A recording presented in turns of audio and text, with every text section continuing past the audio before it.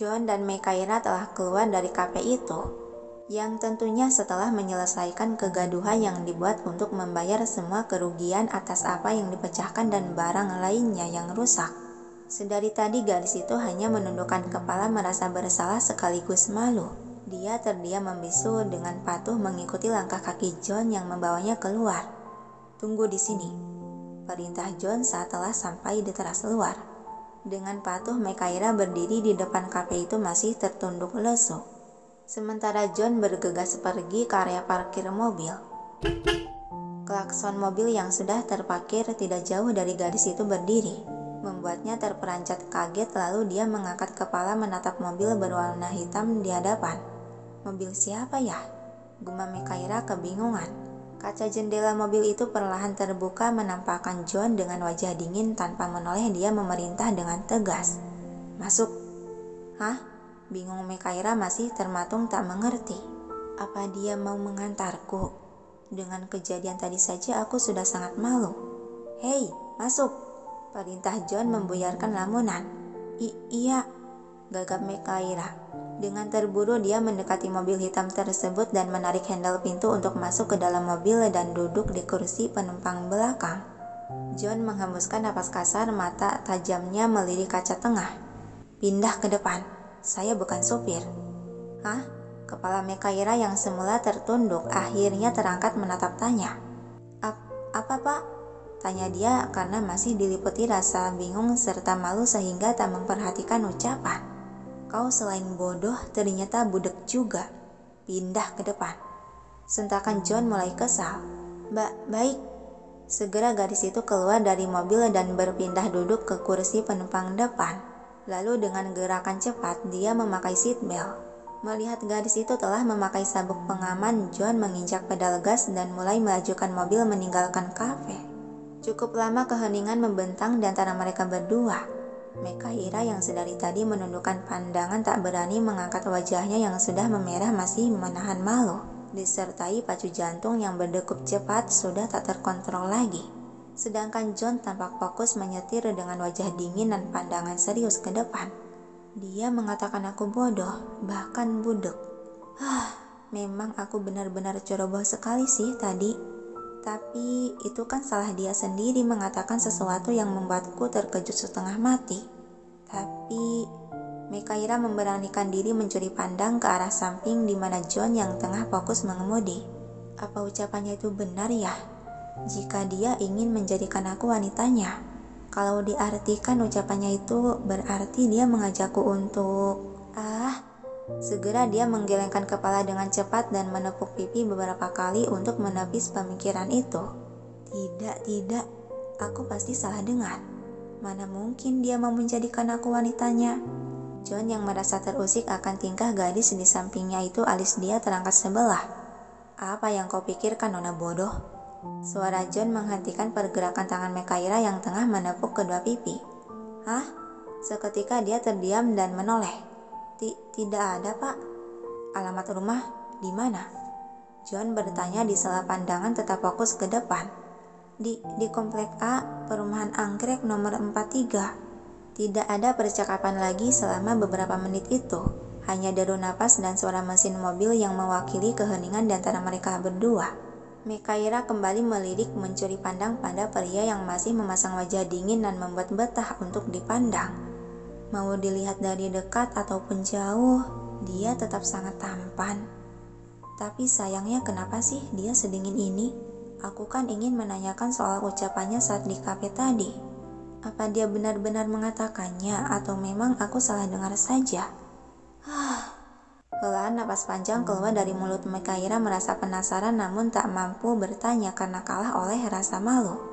Dia beralih menatap lurus ke depan ke jalanan. Mungkin hanya salah dengar saja. Iya, salah dengar. Mana mungkin dia ingin menjadikan aku wanitanya. Ocehan pelan dia masih terdengar jelas. John yang mendengar ocehan tersebut, dia melirik sekilas ke arah samping, jemari telunjuknya menempel ke bibir merah jambu nan tipisnya. Yang tadi, memang saya serius mengatakannya. Mana mungkin? Tanpa sadar Mekaira menyahuti.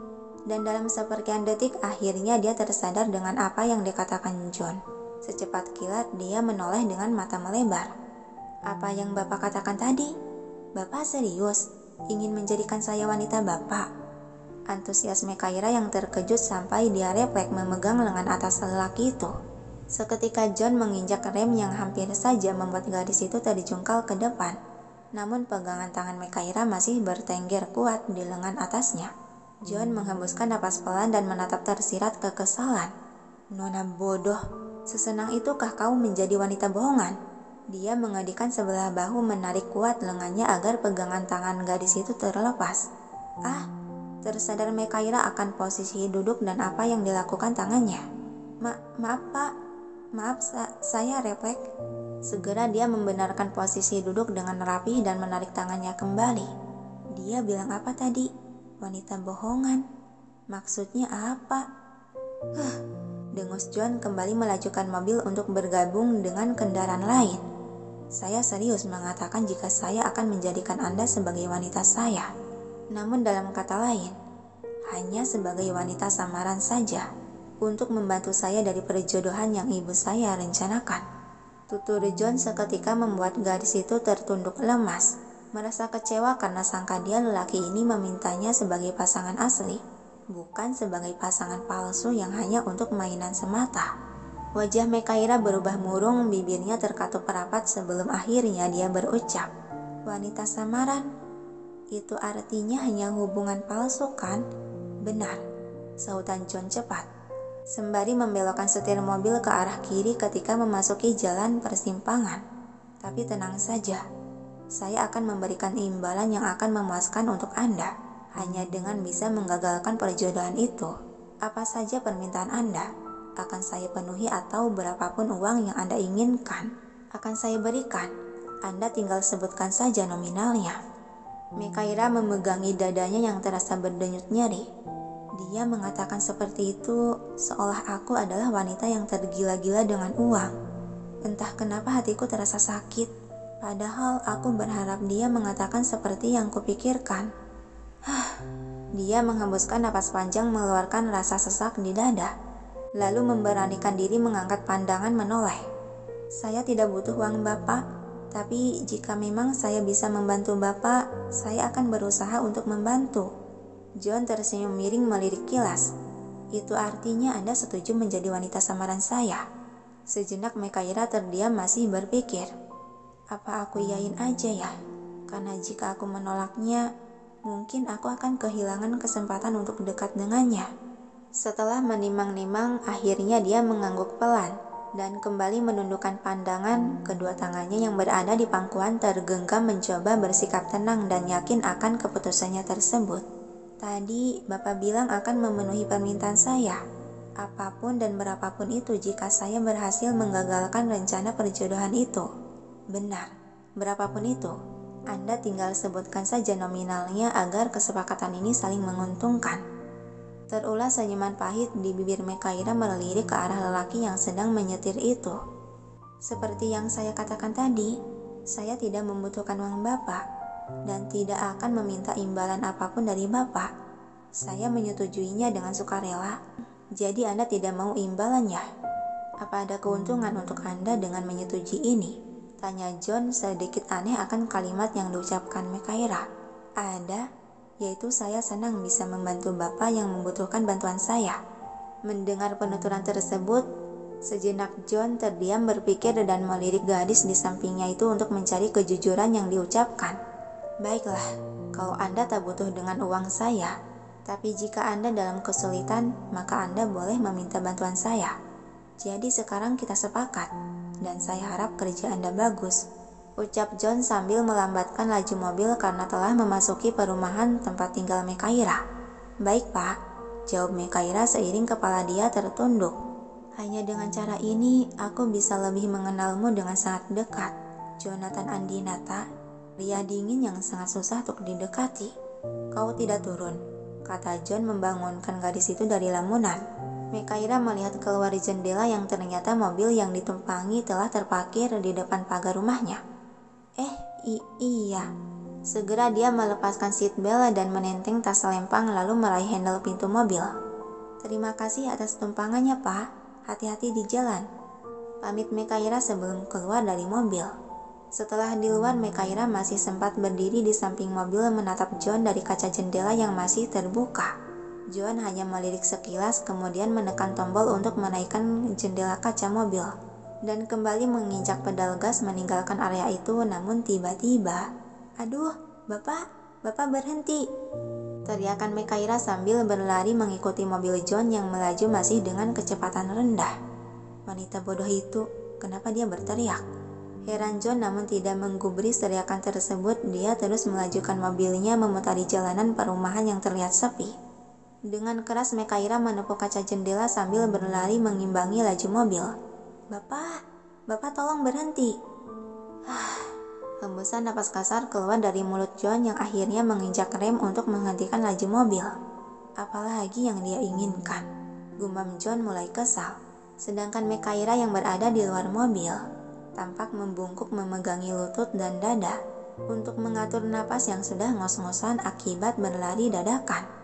Dia kembali menepuk kaca jendela mobil dengan sisa tenaga yang sudah lemas. "Pak, buka pintu mobilnya."